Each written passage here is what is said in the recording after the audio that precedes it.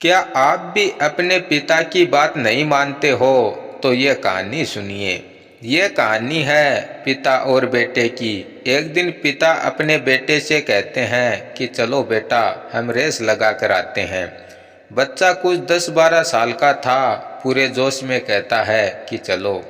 अब दोनों ने दौड़ना शुरू किया और बच्चा अपने पिता से आगे निकल गया। तभी बच्चे ने मुड़कर देखा तो पिता अपने जूतों में कुछ कर रहे थे। अब बच्चे ने पूछा, क्या हुआ पिताजी? तभी पिताजी बोले, कुछ नहीं बेटा, बस जूतों में कंकर आ गए थे, वही निकाल रहा हूँ।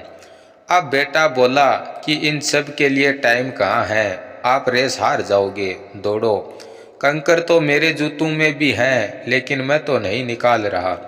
तभी पिताजी ने कहा कि बेटा ऐसा मत करो, पैर जख्मी हो जाएंगे, निकाल लो। लेकिन इसने कहाँ सुनना था, दौड़े जा रहा था।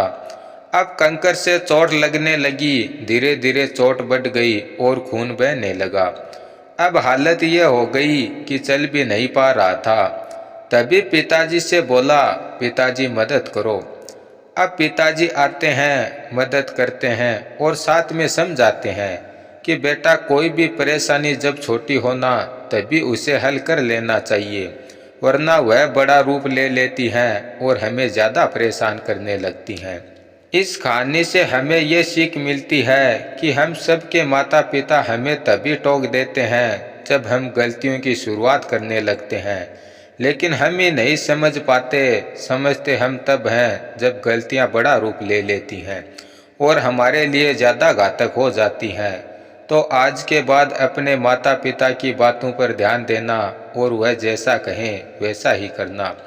उसके बाद देखना आपको कोई भी परेशानी नहीं आएगी, क्योंकि हमारे माता पिता ही हैं जो हमें सही रास्ता दिखाते हैं और बिना किसी स्वार्थ के हमें सही सलाह देते हैं।